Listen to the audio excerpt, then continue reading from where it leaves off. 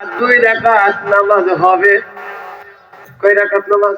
দুই রাকাত নামাজ হবে। তোমরা এই নামাজে শরীক হইবা, জামাত হবে।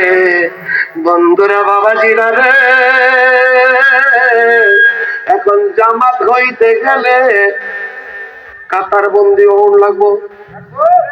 জামাত পর্যন্ত কাতার উন লাগবো, লাইন ধরুন লাগবো।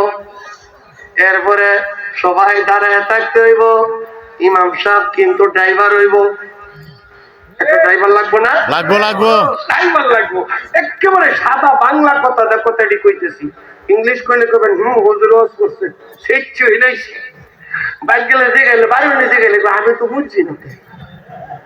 এই করতে দরকার নেই।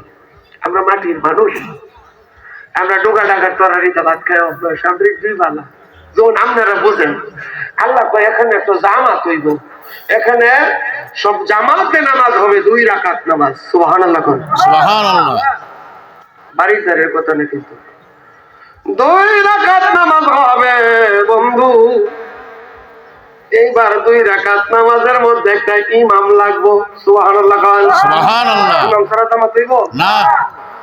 আগে আমার হক আদায় করে নেই। দুই রাকাত নামাজে ইমাম লাগবো। বন্ধু আমার, সর্বপ্রথম নবী আদম সফিউল্লাহ মনে মনে কয় আমি হইলাম আদম সন্তানের মধ্যে, আদম জাতির মধ্যে আমি সর্বপ্রথম। সুবহানাল্লাহ। এর আগে কোন আদম ছিল না। অর্থাৎ কথার কথা, আমার নবীর বেলা হইল অন্যটা। আর কোন আদম নাই, আমার আদি পিতা আদম বানাইলো, আমি হইলাম সর্বপ্রথম আদম। আল্লাহ আমার পয়লা বানাইছে এবং আমি নবী।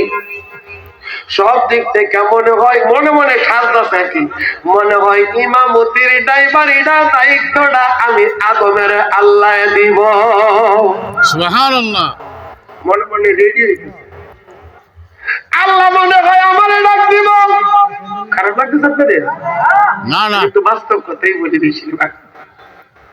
ইব্রাহিম আলাইহিস সালাম মনে মনে নিজে প্রস্তুত করতেছে। আল্লাহ যেই দিকে গেল আমি তো এই দিকে গেলাম। আল্লাহ যেটা চাইলো আমি এটাই দিলাম। আল্লাহ কইলো কুরবানি করো, আমি আমার পুতের গলার মধ্যে ছুরি দিতে দ্বিধাবোধ করি না। জোরে কম সুবহানাল্লাহ। আমার স্ত্রী হাজরার গর্ভে যখন ইসমাইল ছিল, আমি শ্বশুর বাড়ি থেকে যখন দুম্বা ভেড়া বকরি গরু ছাগল লইয়া আমার শ্বশুর যখন আমার